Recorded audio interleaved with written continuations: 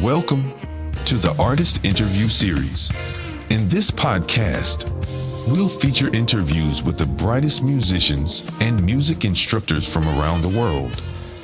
Our goal is to provide meaningful conversations and insights into their creative process, to discover the inspiration behind the music, and to learn from the experiences of these talented musicians. Our host today is William Crawford, a Lilly Theatre Company drum instructor and assistant producer. So, let's jump right in and get to know this week's inspirational artist. Hello everyone, in French bonjour, and welcome to this Lilly Theatre Company artist interview. First in-person artist interview. We are honored to have a great guest who is a French writer and poet. He has written different poems and plays, wrote them in different languages like French, English, Spanish, Russian, you count it. He read his poems in various venues. Please give a warm welcome to Olivier. As we are interviewing in this month of April, it's Jazz Appreciation this month, and this month is Autism Awareness Month. I'm one of the victims. I have autism. And April has a huge history of being the same month. MLK, Martin Luther King, was assassinated April 4th, 1968. And Kurt Cobain, I know later on we're going to talk a little bit about Kurt Cobain, passed away in 1994 tragically. Mention that in your opening statement. So what do you think about all these things going on in April and stuff? Well, April is also spring, the start of spring. Though spring here is a little bit unsettled. It's very difficult to know what's going on with that month, climate-wise. But yeah, there's been a lot of important events. Obviously, the assassination of Martin Luther King stands out as one of the most important, and it was been interesting to me to reflect upon the political violence in this country. If you think about it, there's been 4 murdered presidents, if I'm not mistaken, and at least 2 attempts on 2 others, and a candidate like Robert Kennedy was also murdered. 2 brothers. Right. So I mean, it's striking. In this beacon of freedom and liberty and so on, that you would have those events, so it dates back to probably the origins of this country, which was born out of violence, obviously. So Independence War, and out of very, very significant struggle with the Civil War later on, that really blooded this place. And so it's a country that has been going a lot through, has solved some of its main issues through significant violence and blood. And that's very unfortunate, but that's what it is. That's history. Well, thank you for giving us a little bit of history about. Well, you know more than I do. So tell us a little bit about yourself. Well, I grew up in Paris. That's where I was born. My parents were from the southern half of France. My dad was from Marseille, and my mom was from. She was from Paris, but her parents were from further south, in the mountains, in the central mountains of France, which is where I spend a lot of time these days. So I grew up in a fairly affluent part of society. My grandfather maternal grandfather was the first one to patent contact lenses in the world. So he had that side of him, and was a great cook too, and a painter. And my other grandfather was, my grandmother was a nurse and a social worker. And on my father's side, my grandfather was a sailor. He was a captain in the merchant fleet, and then also fought throughout most of the Second World War. Actually, he didn't join the war early on because he was still a merchant sailor, but then he joined the Free French forces and was part of, the last 2/3 of the war. And my grandmother was a household woman, and they lived for 14 years in Vietnam. So I have also an important connection with the Far East. I lived there. I lived in Korea for a year and a half. I went to China. I was one of the first foreigners to get into China in 1985, the year it was reopened to foreigners. So I visited a big chunk of China back then, and I went to Japan. So I did speak some Mandarin and Korean, but since I don't practice, they have faded away a little bit. But I was always attracted by foreign languages, learning as many languages as I could, because I wanted to get in touch with the world and know through, personal direct contact with people what was going on, and sharing our humanity. That's something that's always been important to me. That's really great.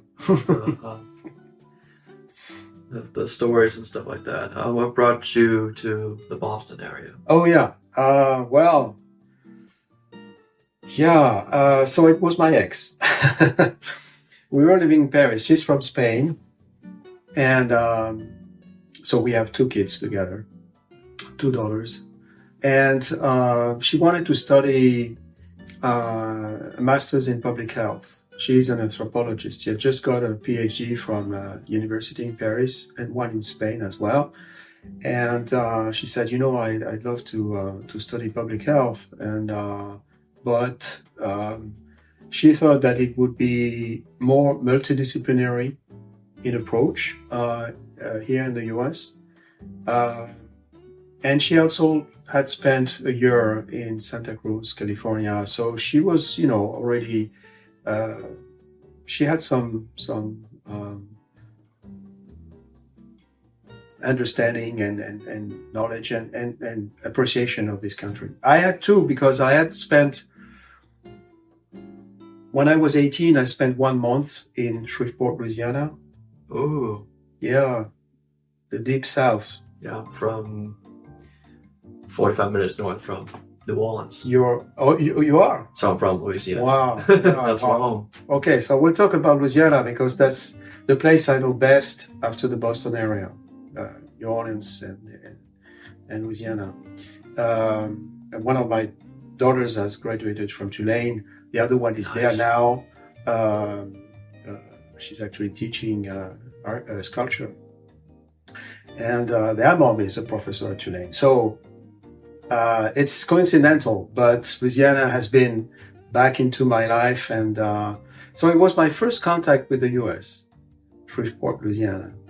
Then I spent a month in Northfield, Minnesota. Yeah, later on. So she wanted to study here. We came here. She was accepted at Harvard, and then she started a career there, and that's how we stayed here. And then we split, but I decided that I would obviously stay to be with my daughters, and that they would have both their dad and mom around. That was important. We're in good terms, actually. We always stayed in good terms. Always managing to be on the same page when it came to the kids. That's important. And when we finally divorced, we went to the court here in Cambridge, and we came out holding each other's arms. well done. Our daughter was like, oh, that's cool. That is something.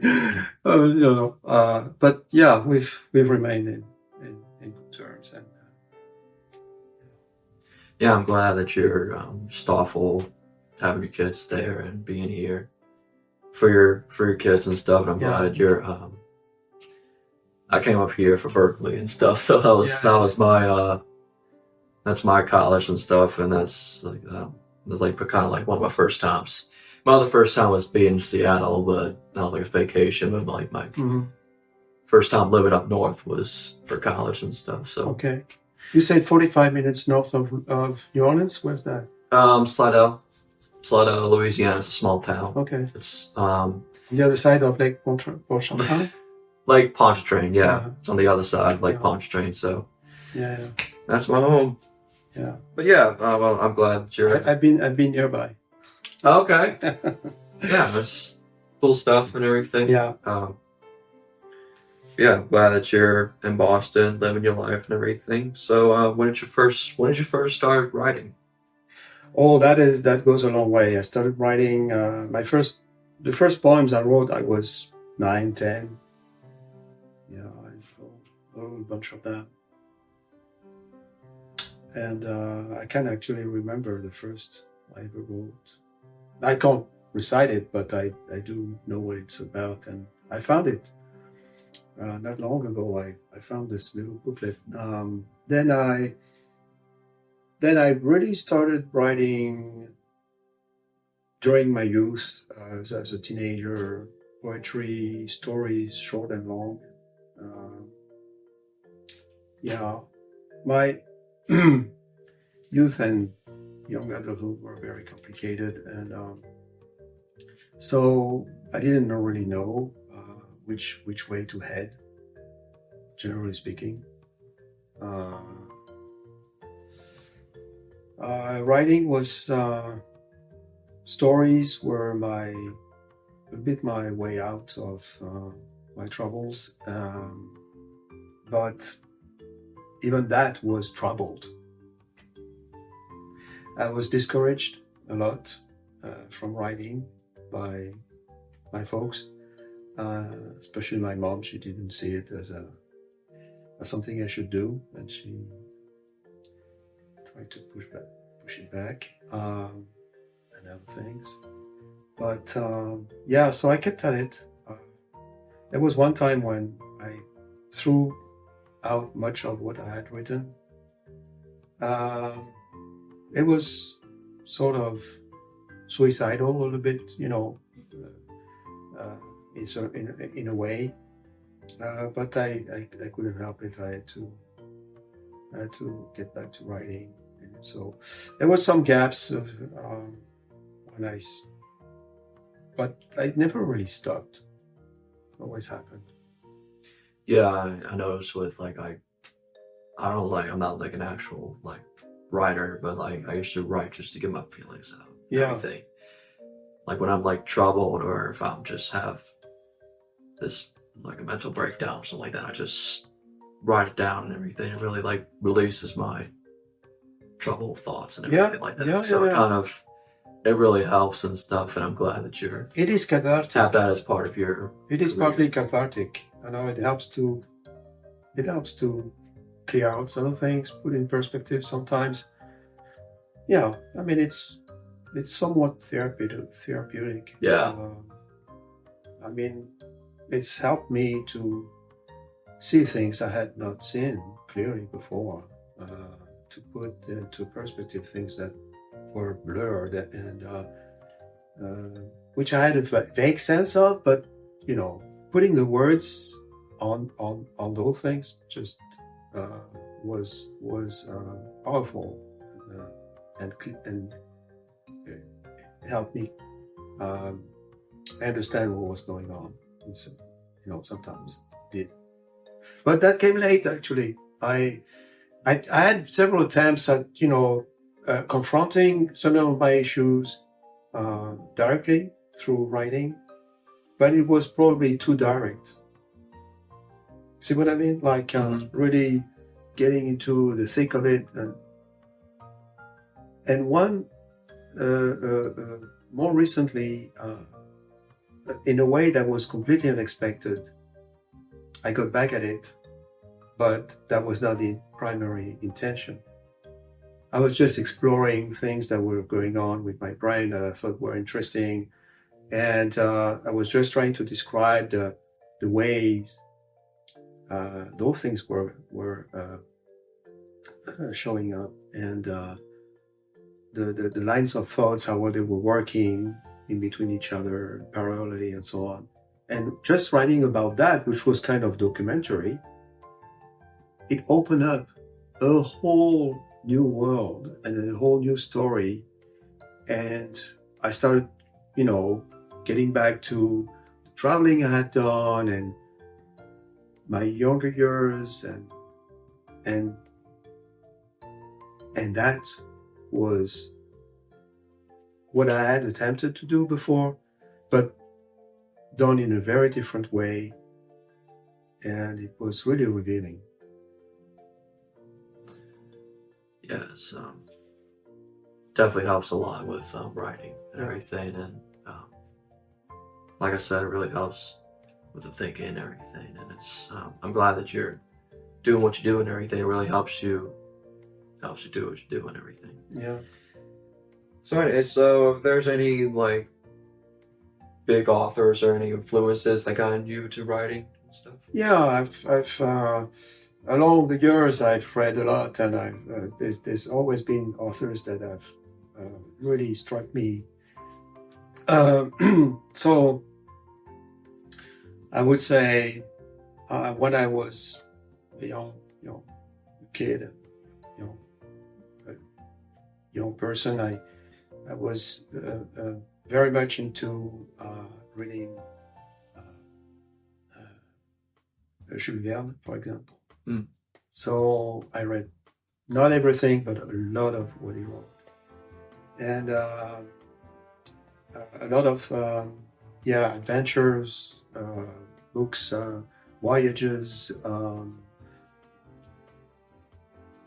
mythology also, and myths from around the world. I read a lot of science fiction too. Lots of comic books are very popular in France, and some of the best scenarios I've ever read or have been coming across are from comic books, actually. And then I started, I was attracted by literature, but somewhat a little bit shy about it, I think. I was not very good at literature per se in school, academically speaking. It was probably because it was kind of forced onto me somehow. You had to read this, you had to read that, and you had to write about it, you had to report about it. And that was not too much my thing. It didn't feel very natural. But then I came across some fantastic writers like Saint-Exupéry. I read most of it. It was my bedside book for a long time. Actually, when we moved here, that was the thing I was reading every day. Jack London, I was really, I felt very close to his writings, especially the ones about his youth in San Francisco, in the Bay Area, his experience as a young journalist. It was at a time when I was myself trying to be a journalist, coming back from Korea. I had published a number of articles about it. I had done a little documentary film with a French friend of mine that was aired on French TV. So I was, and getting paid was difficult, and that's exactly what he was going through too early on, and some other things that, like Martin Eden, for example, one of his novels, and The Road, and all these writings about when he was, going on the road and in trains throughout the continent. Those things were just fascinating. Yeah, I mean, um, uh, another one that I really enjoy very much is Isabel Allende Mm. or Luis Sepúlveda, the Chilean author also,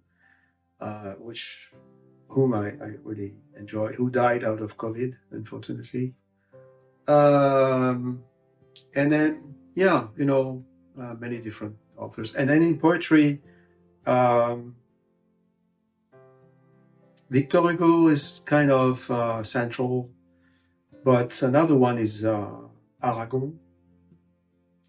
Yeah, is I consider him as at par with Victor Hugo in terms of how a master of the language, a poetic language, he was. But then I enjoyed many different types of genres. Mhm. I've read a lot of things. Lately, I've read. I really enjoyed so much reading James Baldwin. That's fantastic writing, absolutely fantastic writing. And right now I'm reading this Asian novelist, this woman who is little known, but it's remarkable, just remarkable. So a whole lot of the list is long, it's much longer, but just to say that I may have been influenced, but I can't really pin who would have been more instrumental. Yeah, it kind of just like you took it and put it your own. Yeah, stuff. but I'm always inspired when I Yeah. read something I enjoy. I think is great. At least I appreciate. It's inspiring. We were talking about it earlier. Your published work, social economic analysis about the health and public health, especially you wrote stuff about COVID and everything. Yeah, recently. Yeah. They were in news magazines and Yeah. stuff. So Yeah. would you like to go more in detail about that? Yeah, so those were published in a news magazine. It's a economics news magazine. It's actually the most circulated in France. It's a monthly, and I had contributed to that publication already a number of times. Usually about health issues like tuberculosis, for example. And others, and access to healthcare in the US and other places. So yeah, when COVID hit, which was not a surprise to me, because working in that field, I had been, in touch with people who were in the thick of it and knew that other pandemics were around the corner. Not necessarily knowing what kind of pathogen would be the culprit, but knowing that the pathogens were out there, and they were just waiting for a opportunity to spread among us. And if you look at the past 40, 50 years, you realize that the frequency with which new pathogens or re-emerging pathogens spread among humans has been increasing. So the pace of it is increasing. So we know that it's not a matter of if, but of when. And the when, we know, is getting shorter and shorter. And if you start back from HIV, you've had a number of other pathogens, emerging. And SARS, the first one was 2003, and that was contained fairly quickly, was spreading to 4 different territories: southern China, Hong Kong, Taiwan, and Toronto. So we knew it could travel fast and far. And it was a coronavirus already. And there's other coronaviruses around the world that are of concern, like MERS in the Middle East, which is also a coronavirus. But it's not as transmissible as the one we've been dealing with lately. So when that thing hit, I was, I found myself isolated, unable to travel, because for work, that's, I'm independent, and so I work on short-term contracts usually, and those take me to many different places around the world, and to work with governments, UN agencies, bilateral cooperation agencies, NGOs, and so on and so forth. That couldn't happen, so I was stuck here. Actually, during the first summer, 2020, I was supposed to travel to France, and I was rejected at the airport because I didn't have a COVID test for Portugal, because I was just transferring in Lisbon from a plane to another. Mm-hmm. So it was Boston, Lisbon, Paris. But because of the Lisbon transfer, I needed a test. In France, they were not asking for it, so I thought that was fine. Yeah. And the airlines didn't tell me anything. Could be. Because you buy your ticket online, so you're going through one of those platforms. Those platforms, you realize, are not travel agencies. They don't do the job. They are just there to shovel a ticket to you from this or that airline. That's it. That's all they do. But if you need service, you need much more, and you need to get in touch with the airlines in particular directly. And so I didn't know. I went to the airport and I was rejected, and I said, I was disappointed, obviously. But I said, you're doing the right thing. You're doing the right thing. This is how you control an epidemic. You test, so you know what's going on. Anyway, so I started writing and I started modeling, because I knew the numbers were wrong throughout the world. They were wrong. There has been, to this day, a huge underreporting of the actual magnitude of the pandemic. And we know that. Now it's a known and accepted fact. But back then it was not clear. And I was really taken aback by the lack of commitment by WHO to really model those numbers and voice out what was going on in a more clear and forceful way, to push the countries to really, get their acts together. And you may remember this was really messy. We didn't know. Yeah. There was a lot of bickering. WHO itself was being attacked. And it was really, really messy. And what should have been bringing us together and collaborating more actually did not, even, I think, contributed to dividing us in certain ways. And that was really, really, really distressing.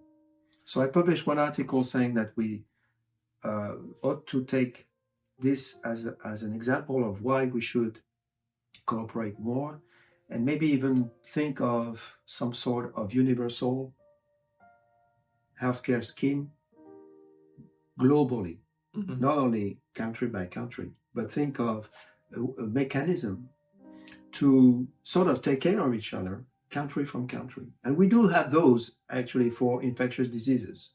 So we have funds, global funds, that deal with very specific diseases, mainly 3, and immunization. So you have those 4 components, but one is infectious diseases and the other one is immunization. So this is going on. So we could expand on this. And COVID has given us another reason for doing it, but we're still far from there. And so I tried to model, and I realized modeling that, I got 3 times as many cases and deaths than what was being reported. And so I didn't publish this per se, scientifically, but I did publish in that news magazine about some of the numbers I had come up with. It turns out that I was pretty on the mark. pretty much on the mark, because when modeling started to come out from much more, serious and prepared places than myself in my little corner, they were showing pretty much the same numbers, and then some of the countries started to concede that they had, like Peru did, very bravely. Peru said, "Yeah, we flunked it. We know that the numbers we have reported are not correct," and they almost tripled their numbers overnight and kept at it after that. Russia also eventually, after silencing the whistleblower at the end of 2020, said, yes, we do have 3 times as many dead, but never changed their reporting, because they only report on the cases that they have autopsied. So they cannot, conduct autopsies on everybody that dies. It's impossible. So, but they only report on those. They only notify those deaths. So, in public health, in a nutshell, what is absolutely instrumental, and that's one of the lessons from this pandemic, is knowing your numbers as best as you can. And we know it's difficult. There are certain, for example, maternal health. Maternal mortality is very difficult to measure in many countries. In most countries, it's very difficult to measure. So we have proxies to try to estimate, right? And that's fine. I mean, it's unfortunate that we cannot have all the data we would want, but at least we can circumvent it. And so that's one thing. Get the best data you can, because otherwise you cannot, know exactly what to do, and you don't know the magnitude of the response that you need to put together, which is one issue that we have been through with that pandemic. And the other thing is communication. And I have to say, the US was a case in point because of the cacophony that there was at the highest level of government, with very serious and prepared people such as Dr. Fauci and this other doctor, this lady. She was very good. The way they were presenting the data they had, and they were portraying this epidemic, I think, was public health 101. But next to them, and pushing them aside, well, this guy, who said the most damaging things, and who, I'm afraid, has been directly or indirectly responsible for tens, if not hundreds of thousands of deaths in this country, because of the misconceptions, the miscommunication, the complete chaos that he contributed to create at the highest level. And so if the communication is going all over the place and contradicts itself on a daily basis, then, so people who are not too sure what's going on, they can fall one way or the other, they can start interpreting themselves. And then everybody becomes an epidemiologist, or everybody has a theory about it, even though very few people actually know what's going on, can really speak about it, I would say, in an articulate way. It's very complex. And public health has that thing that is multidisciplinary, and it's fascinating, but it's very complicated. Mm-hmm. Yeah, COVID did a lot for us and everything, and changed a lot and stuff. Yeah, and good thing I came here in 2021, which was a year later and stuff. They finally got the flights working again, and I remember just chaos, lack of communication, confusion, terror. That's all I can say about that.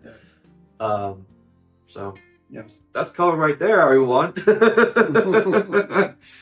So We were also talking about you were featured in City Nights, Yeah. the little cafe in Yeah. the Cambridge area. Tell us a little bit about that. Yeah, so I've been going to poetry clubs and venues now for a long time in Paris and here. So if we talk about, so in Paris, for example, I go to this poetry club that's probably the most known, if not the oldest poetry venue currently in operation in Paris, where some of the best known poets have shown up and shared some of their writings, such as Arago and others. So I go there regularly as soon as I'm in Paris. I go to that place and befriended lots of people there. I've shared some of my poetry or others.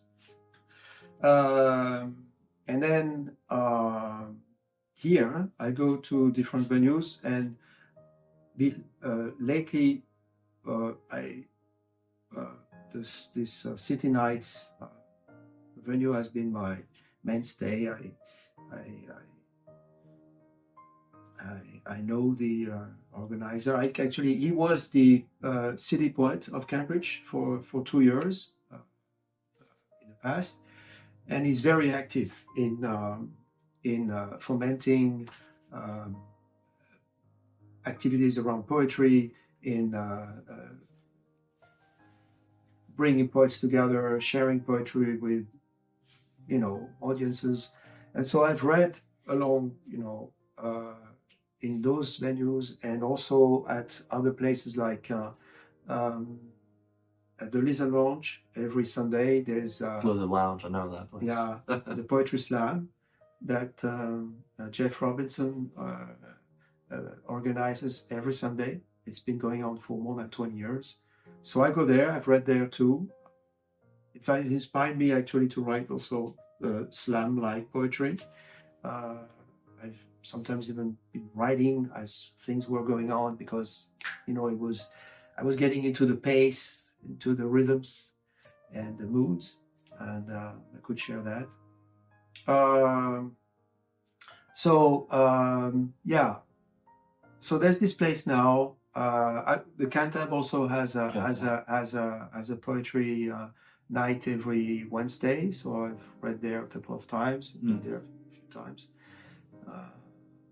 But the Little Crepe Cafe in Oxford Street is where I go more regularly, and I've been featured there.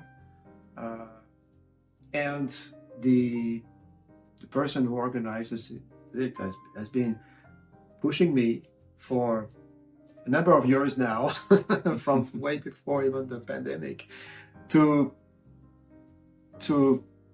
publish, to put together a collection and submit it to publication. He has actually introduced me to publishers.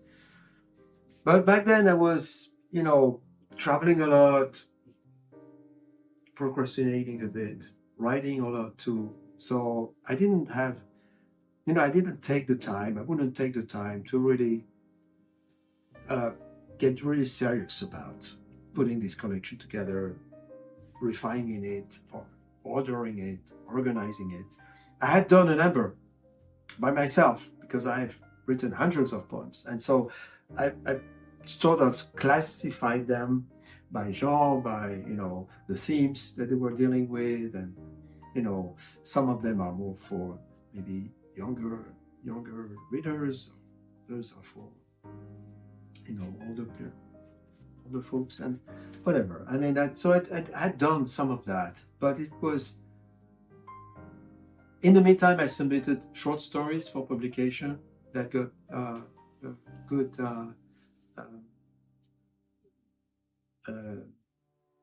that were well received, but were not in line with publishing companies' line of work.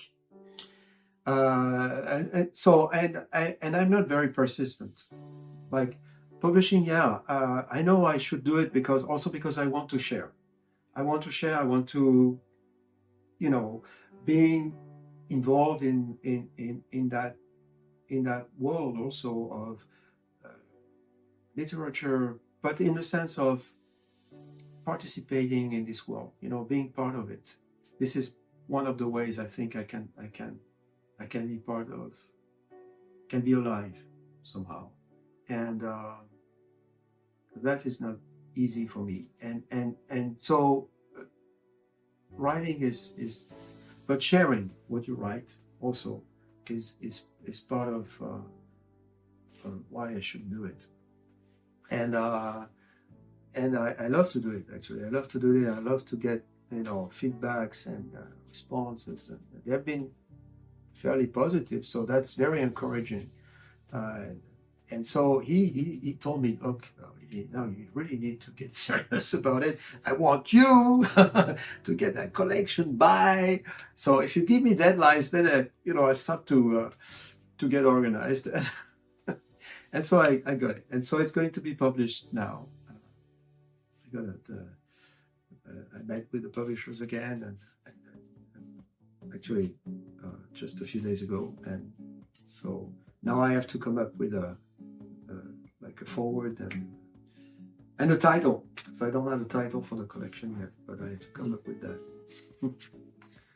All right, so well, let's get to the Kurt Cobain story. Oh yeah. Yeah. So Kurt Cobain. Yeah, that was with your story about him, and yeah. Lily shared with. I think Lily was telling me about the story and stuff. Yeah. Well, that's one thing I have to translate. Actually, I should do it. I should.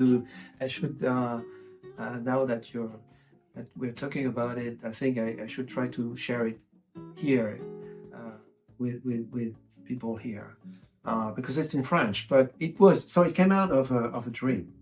Mm-hmm. I was in this dream, and so just to give you a few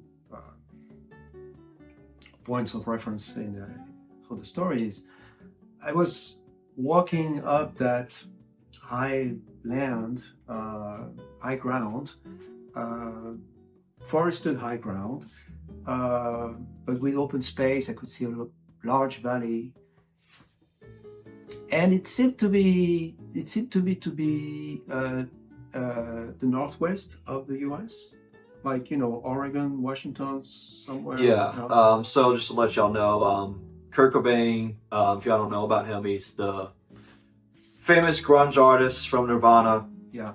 They did Smell Like Teen Spirit, which is the biggest hit and stuff, and Seattle was like the grunge city and everything, and that's like one of the first grunge bands and stuff that he died of suicide years later, but very young, yeah. 27. Yeah, something 27 group and everything. Yeah. But yeah, keep going with your story. No. It's important to remind those who might know of him, who he was and what he did, and so I couldn't say that I was a big grunge fan necessarily, right? But I was, I think that something touched me about his music and the way he was, getting it through and living it through. But again, it's not something I had in mind.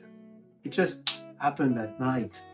I was, in this place, and here it comes in my dream. I come across this guy. I say, and we befriend, right? We're on this road, this countryside road, and I had just arrived in this little town, this village, and downhill, and I'm uphill, and I come across this guy. So he says, I'm staying here. Why don't you come? We can share a beer or something. So I go to this house that he's staying at, and I see the instruments, the guitars, and everything, and we start talking, and the friendship starts developing really, and And he shares a couple of songs with me that he was working on. I say, yeah, I know, that's him. That's him. And I really enjoy it very much. And so he asked me, do you play an instrument? And I know that's one of your questions.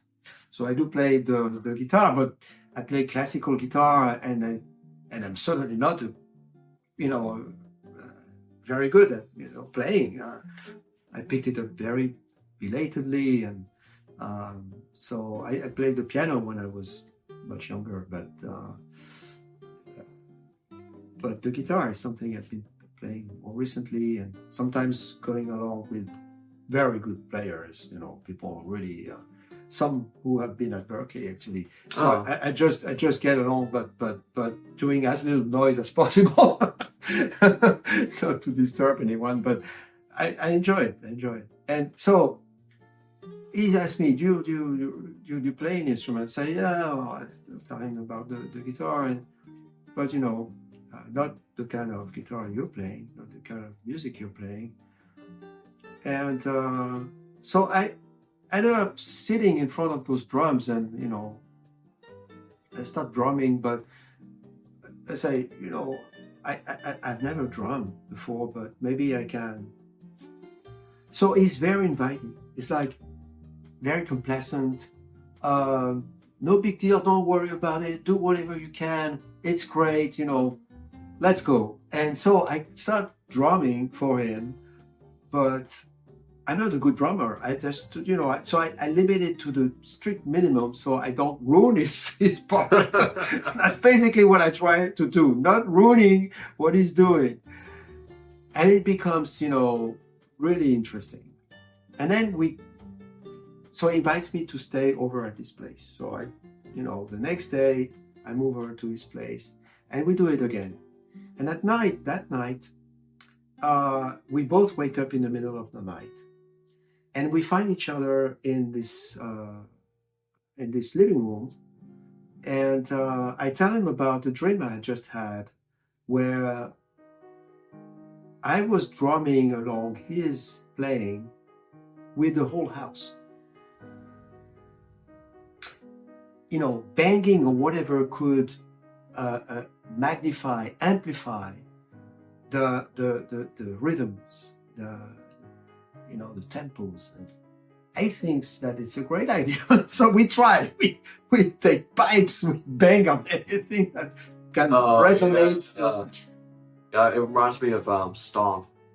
It's a movie I used to watch when I was a kid. My band director showed it to us. Yeah. They literally drum on the car, or they have they go like the plumbing system and hit the pipes and stuff. That's exactly. And then it was, I think I saw them once in New Orleans, and they were like, it was like literally like house stuff, like pans and pots, and everything. They just used like everything you could find as a drum and stuff. I was like, wow, that's that's just creativity to them. But that's exactly what happened. We banged on the house beams, on the pipes, on whatever can amplify and fill the whole house with that sound. And he plays along, and it's an incredible experience. And I woke up of this. So I have actually I wrote about this quite a bit, but there's a saying in French that says that the night provides you with some advice, like as you sleep, you sort of make sense of what's going on. You find the answers you were looking for, but couldn't find during the day, something like that, right? Mm-hmm. In my experience, doesn't really work like that. But I have had at least one dream that I can really associate with solving an issue I was facing. And that dream, actually, this one with Kurt Cobain, was like telling me that here is how you could drum. Don't be afraid of doing it, and you can probably get along and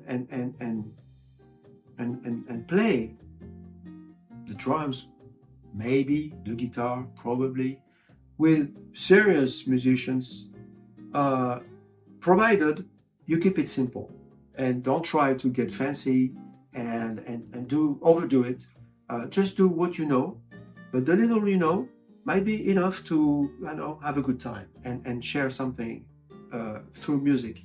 And that was revealing to me. It was revealing. And I think it was part of my process or my processing of having had the guts one day I was at this party where I met Lily actually, but it was before that. And all these guys, all my, Latin friends and American friends and so on, playing, and they were, they're great. Some of them do that for a living. And they always hand me the guitar. Why don't you try, I say, that's not exactly what I do. And that night, I had come back home. It was 1 a.m. And I say, why the heck not? So I picked my guitar, went back there. That surprised them a little bit, but they thought it was cool. And they were also, because those guys play up until 3, 4, 5 in the morning. And I came along, that just started. And that was my first time.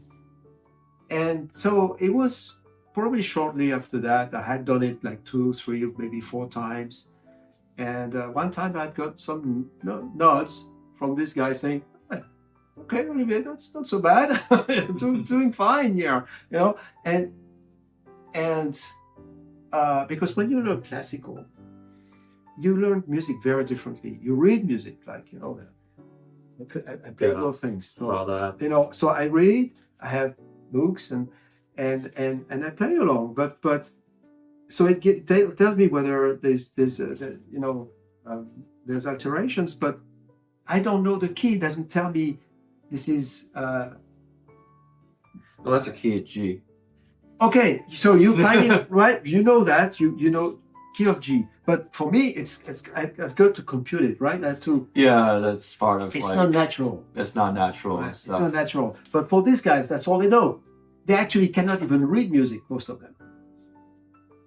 That's perfect with you having those books and having the sheet music. That's very advanced for musicians. Not a lot of musicians can read. No, but yeah, and the friends I have, musician friends I have, one of them actually comes along now. He comes here so we can record poetry and music together, and we have showcased that recently. That was nice. Cool. Yeah, and he, for example, from Guatemala. He grew up, playing the guitar because he saw one day one guy in a house playing the guitar. He saw him through a crack in the door, basically, the door slightly open, and he could see how the connection between this guitar player and the people around him listening and participating. And he thought it was terrific, great, he loved it, and he decided to do that, and that's what he's done all his life. But he has never learned how to read a single note. He cannot do it. But he's not listening. So. Yeah, yeah. But he's a fantastic guitar player, and he knows throngs of songs from Latin America. Is fantastic.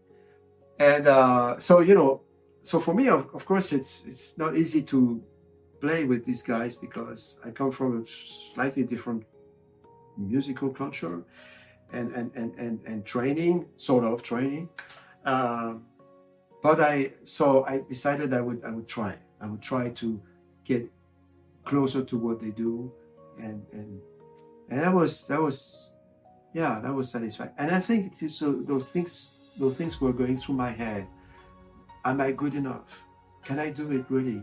How far can I go? Am I not limited? I think all those questions were going on when I had that dream, and it sort of provided me with a sort of answer. Not to everything, but at least say, "Don't worry, you can go for it. You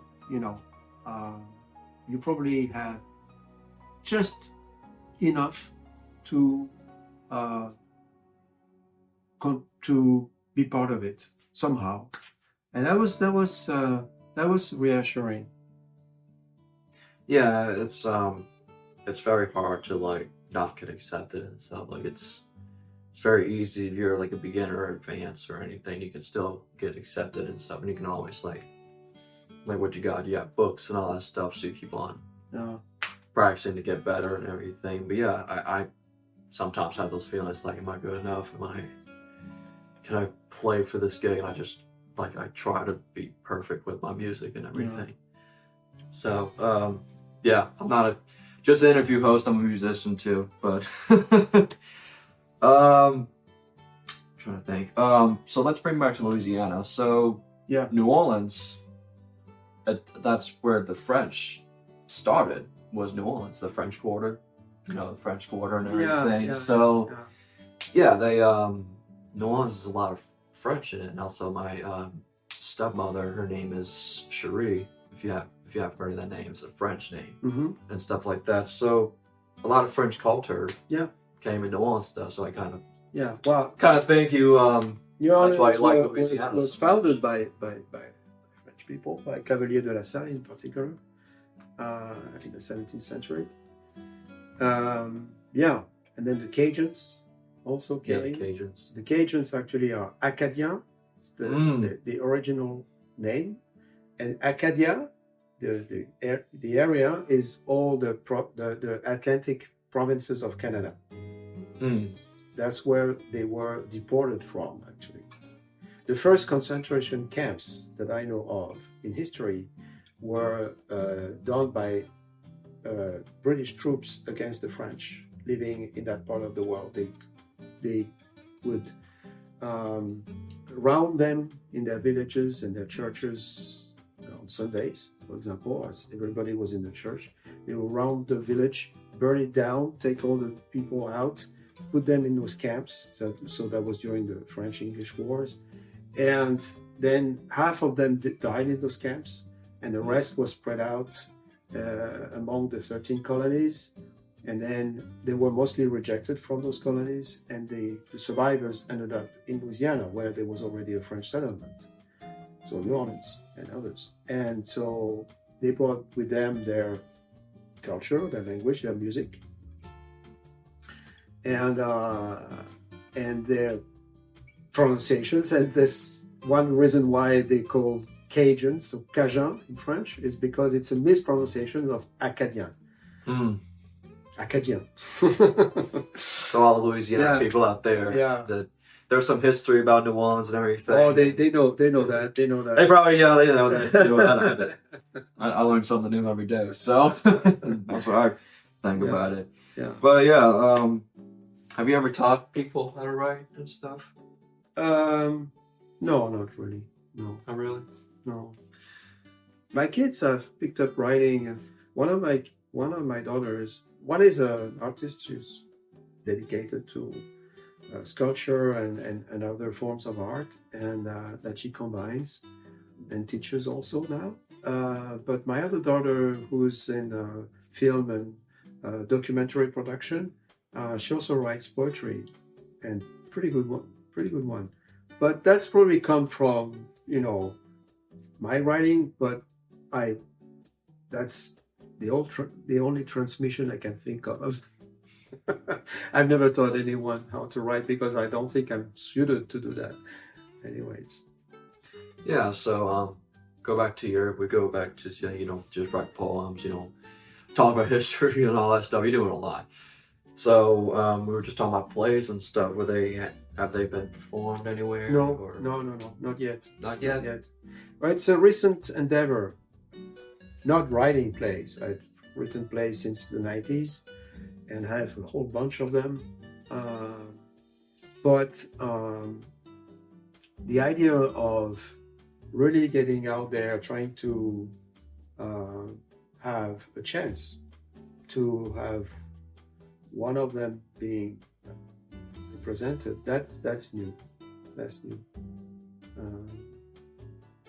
And it's been thanks to encounters, because I go to theater festivals, and one in particular in the countryside where, in the summer, even if it's the middle of nowhere, You only pretty much have the only things you have there are forest and cows and a few people.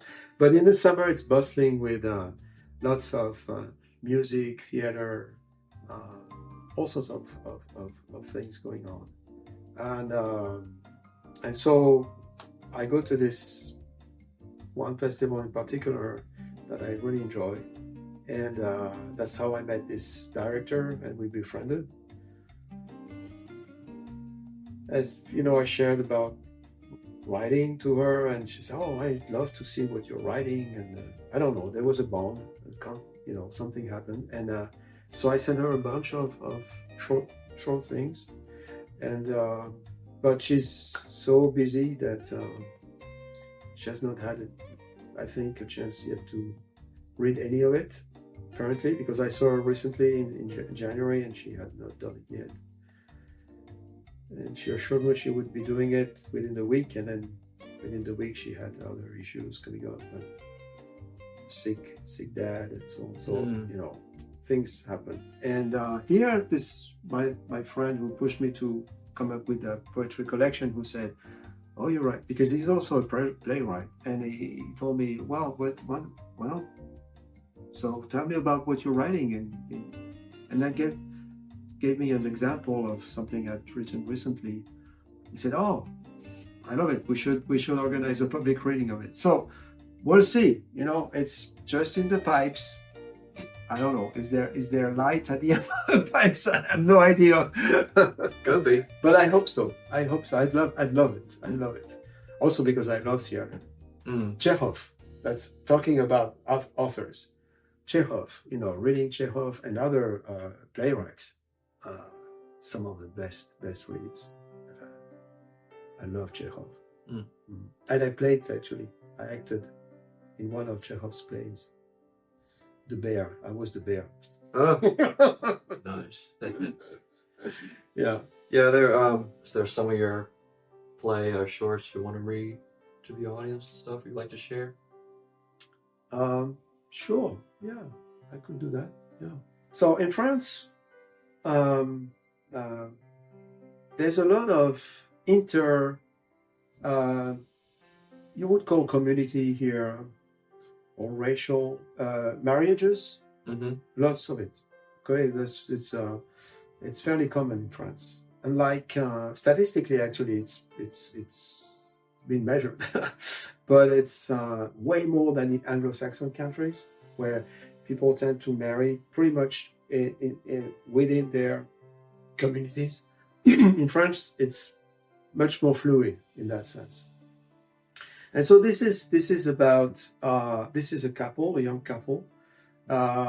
He is from the sub-Saharan part, the Sahel part of Africa, which I know fairly well. I go there regularly, and she is from France, or actually from a much older traditional French background, and she realizes that she's pregnant. So they're both very happy, and but at some point, he starts. They have different perspectives about it. Obviously, they come from different cultures, different backgrounds, and obviously they approach this important event differently. And for him, having a son is like absolute. Is instrumental. It's a necessity. So it's got to be a boy. And she said, well, it cannot. I mean, it could, but it's only 50% chance, right? Because that's nature.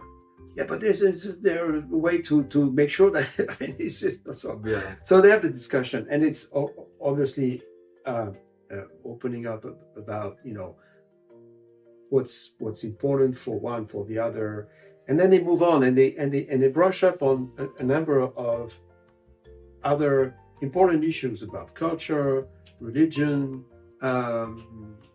about the social role of a man and a woman in society, and of course, they have two very different positions there, two different perspectives. She works, for him it's kind of, but if you're going to have a kid, then you won't be working, right? I mean, it's, and she doesn't see it that way. And how many kids do you want, and so all of a sudden there's all these issues that are thrown on the table, and they have to deal with all the concerns that had not been voiced until then, because, well, they were in this, love story, young couple, having life together, but there comes this thing in the middle, right? And it's changing everything. So I can read you, passage. So her name is Carole, and his name is Moussa. Okay. All right. Moussa, je suis enceinte, she says. C'est vrai? Tu es sûr? Yes. Are you sure? J'ai fait le test ce matin. I did the test in the morning. Ah, that's good. That's great. She says, I couldn't believe it. J'ai eu du mal à le croire. Tu vas rire. Je l'ai fait 3 fois. I did the test 3 times. 3 tests, he asked. Isn't that too much? Oh, don't worry about it. It doesn't cost much. Isn't it dangerous he asked. Ce n'est pas dangereux pour l'enfant. Isn't it dangerous for the baby? Don't worry about it, my dear. It's not even intrusive, because it's you actually So she explains then how she does the test. So he's concerned about it. What, you pee on the test? What is this thing? It's disgusting. No, but don't. This is how it works, and it works. It does work. Don't worry about it. So that's the conversation at that point.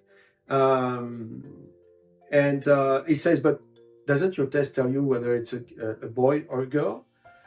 Oh, no, it doesn't. Then you have to go to the doctor for that. You have, it's a different kind of test. And he asks, well, cannot the doctor make sure that it's a boy? She said, but it's not Dr. Frankenstein. He's a gynecologist. You don't know how to. But so he doesn't know who Dr. Wants to be a boy. Yeah, he doesn't know who Dr. Frankenstein is. So she has to explain. So that's evidently one part, a little small part of culture he doesn't have, obviously, or it doesn't share. And so that goes on. And so she said, what about if it's a girl? No, it's got to be a boy. I want a boy. It's a very important thing to have a boy. You know how prevalent this is throughout the world? That the firstborn should be a boy, and that there's got to be a boy among the children, at least one. This is throughout, Asia, Africa, and elsewhere. It's absolutely it is extremely important, because for them it's the line of descendants of heritage goes through the boys, not the girls. Mm-hmm. Yeah, so it's for them it's so important, and for her, it's not that important. It's she'd be happy with whatever and whoever comes out, etc. And so she talks about Dr. Frankenstein.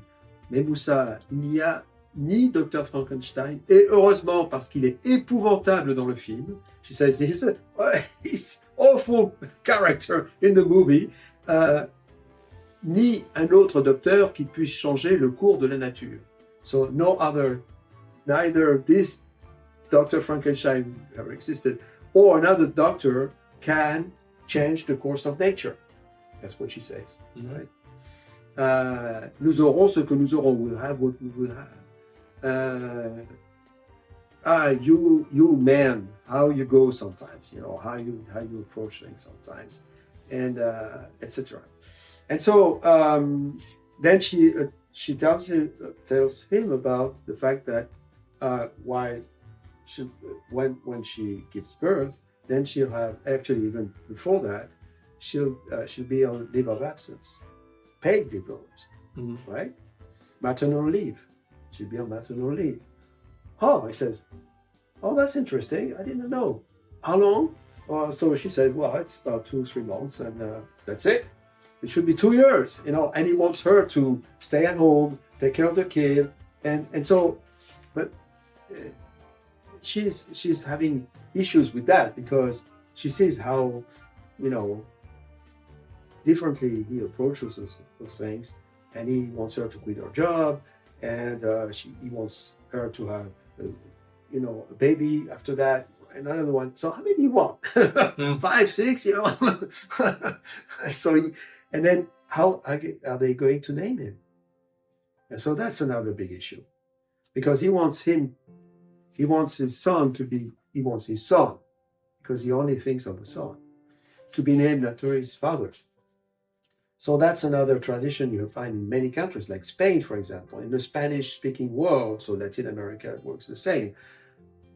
Sons are named after their fathers, and daughters are named after their mothers. In many instances, in many cases, and then so sometimes actually it becomes a little complicated. If you read 100 Years of Solitude by this author, whose name is hiding from me right now, Nobel Prize, one of the Latin America's greatest authors. You have to have the family tree with you all along, because all these characters are named the same when they are males or when they are females. So they're all Buendia, but then the first names of the grandfather, the great-grandfather, the grandfather, the father, the son, they're all the same. And in the family of my ex, that's the same story. So she bears the name of her mother. So in order to differentiate them, they add little things, right? So they, for example, in the family, there's an Arturo, and Arturo, whom I knew well, the great-grandfather, then the Arturo grandfather, Arturo father, Arturo son. So each one of them has a little change in his name when colloquially, when you call them. So you would say Arturo, or bis Arturo for bisabuelo Arturo, great-grandfather Arturo. So you will say bis Arturo, you say Arturo maybe for his son. Then the son of his son will be Arturete, and the next one will be Arturin, right?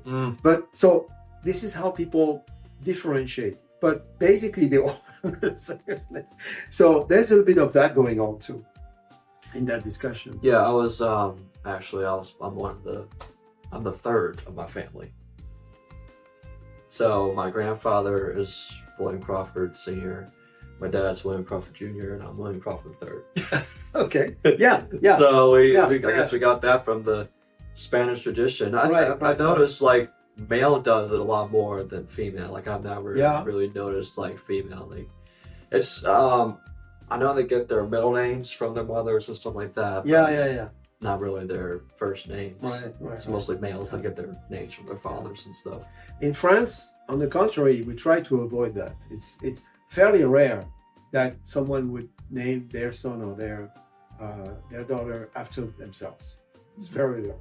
Precisely not to confuse names, not to get confused.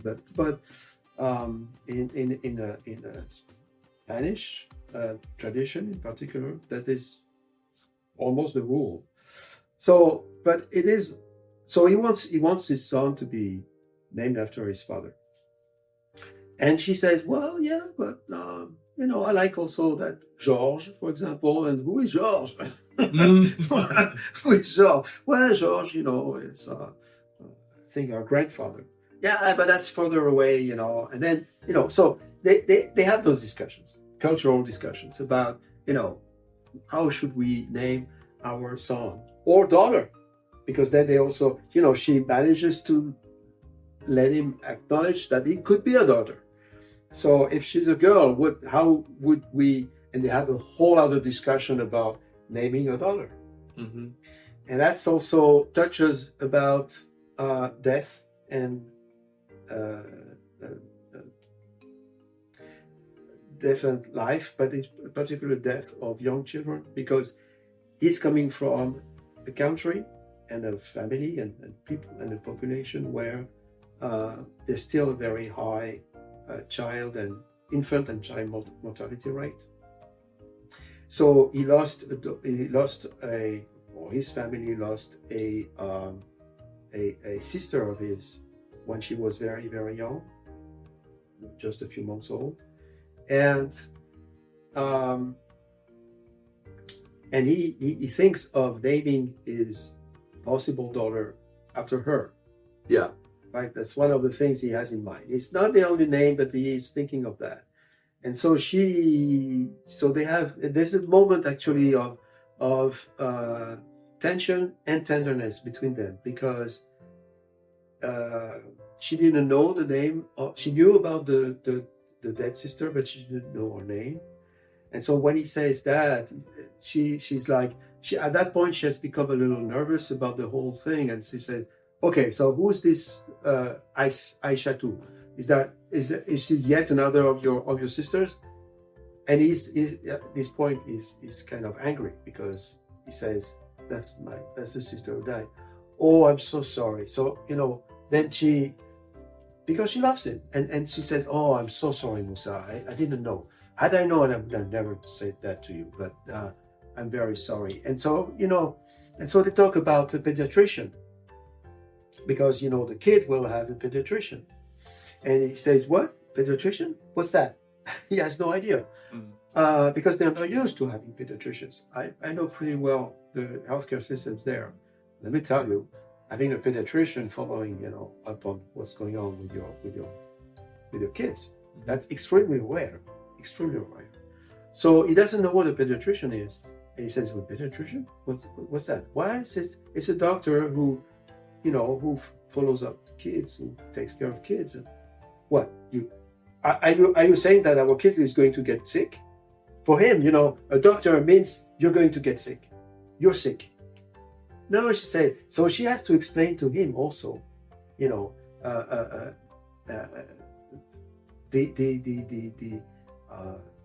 healthcare dispositions, arrangements of his new country, because he doesn't know.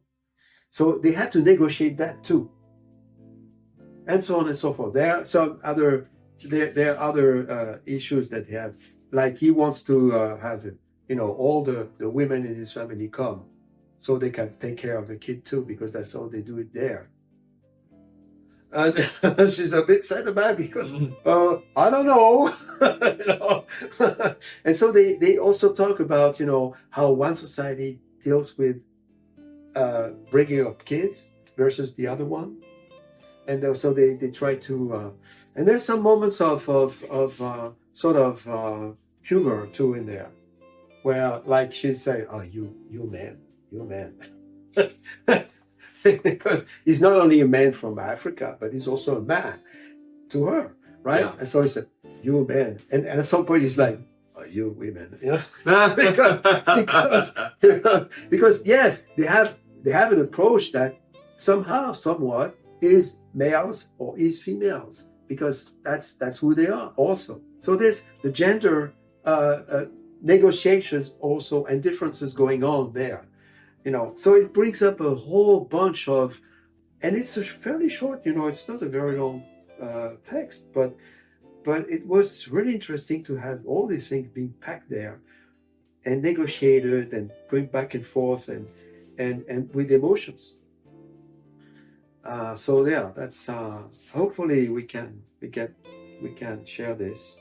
Yeah, it's very very interesting. I'll definitely be interested in everything and stuff, and probably all the people out there too. So what's your writing vision going to be like in like this coming year, 2023? Like what's your future vision in writing and stuff? Well, thank you. That's a good question. So, I have been conflicted over many years now about dedicating myself more to writing. Conflicted in the sense that I need to make a living. You know, I have two daughters. I rent here. You know, I need to come up with an income. Mm-hmm. So I've been working, and I work. What I do for work can be very demanding, especially when I travel in the field. All sorts of things going on. Lots of activities, meetings, visits. I go to around countries sometimes. To visit places, meet with people, talk about what's going on, and so on. So can be quite demanding. And when I travel, I still write. I always carry with me the things that are going on in my writing, and so I have always my notebooks and computer and so on and so forth. But it's not the same, right? So when I come back, I have to write those reports. I have to sometimes build models because I do computing costs for a whole policy or program, things of that nature. So it's a lot of time. It's time consuming. So what I've done is I've tried to slow down on the workload by reducing the number of assignments that I get involved with, and also by recruiting people whom I have known through more than 20 years of work, and in this line of work, because I've done other things before, and whom I can share some of my work with, like certain tasks that probably they can, with some comfort, I feel, perform. And so as they do parts of that work, I can relax and dedicate myself more to writing. But it's always a conflict. So, like, I just finished 2 assignments and teaching, and I had to grade the papers. I was back in France. And I really decided that I would not work for a while because I really want to dedicate more time and little energy I have can gather to doing this. And if not, what's the point? Because I've realized that this is what is most important to me.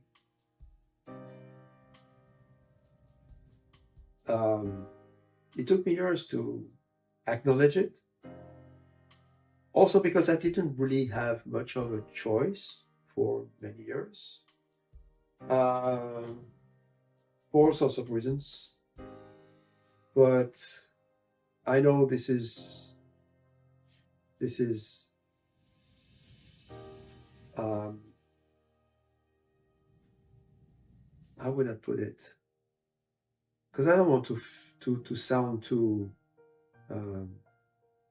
It's just something you want to do. Yeah, that's something you're passionate about. I need to do. Exactly. I cannot help it. It relates to me being a musician and stuff. Everybody has their own passion, Right. their own focus and stuff. Yeah. And if you do something that you don't want to do, it's going to be stressful. Yeah.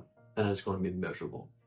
But if you want to do something that you want to do and develop a great career with it, then you got it. I was instilled fear and doubt about what I was doing, and I was directed or inspired, but encouraged to do something else and get into some direction in my life. And so that's been a battle all along. And so that fear and that doubt have been present in me, and doing quite a lot of damage, I have to say. And so I've always interrogated myself. Why the heck do I do this? Is it appropriate? Am I capable? Is there any interest in doing it for others beside myself? So it's always grappled with that, with those issues. But at some point I say, hey, what's really moving you? What is really important? How do you want to be alive in this world? And that's definitely one of the ways I want to be alive. I need to be doing this, because otherwise there's part of me that is not alive, that's dead, that is, not flowering. And yeah, that's why. So to answer your question, yeah, this year I really. Hey, by the way, well, this is one thing. When I was 20 some, I worked with this guy. At some point, he was Amazon before the internet existed, because we had the internet in France. Mm-hmm. We had a form of internet. And I worked with this guy who had this idea of selling books online for publishers. So the publishers would put their line of books online, and so people could, see what they had and could order them from the libraries or whatever, from the bookshops, whatever. But there was this idea, and so we tried to see what we could do with it. But he told me, as we were coming back actually from the largest book fair in the world, which is in Frankfurt, Germany, we were coming back from there, and he told me, we talked about writing and what I was doing and my ambitions back then about writing, which were grandiose, kind of, way above my head. And he said, I think you'll publish your first book when you're 60. I don't know whether this was good or not to say this to me, but that's what he said. And I'm 60. And my first book is probably around the corner with this poetry collection. So this guy was prescient. So this year is probably an important year. But hey, I thought, I've been thinking year after year that this would be the year, and it didn't happen. So I just, I'm very cautious about it. It seems to be a bit more promising this time. We'll see. Yeah. If there are any parting words you would like to leave our listeners with?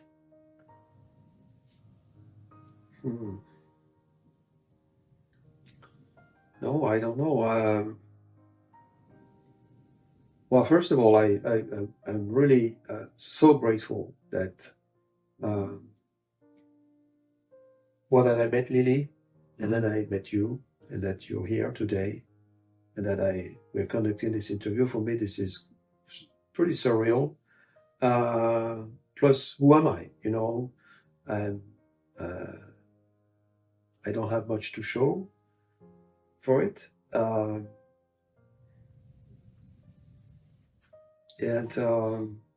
But yeah, things happen, and you never know. I'm glad I kept at it, and that I have not been totally discouraged about it, and that I can share. For me, that's the most important. It's about sharing. It's about getting to touch others and being touched, connecting, conversing. Yeah.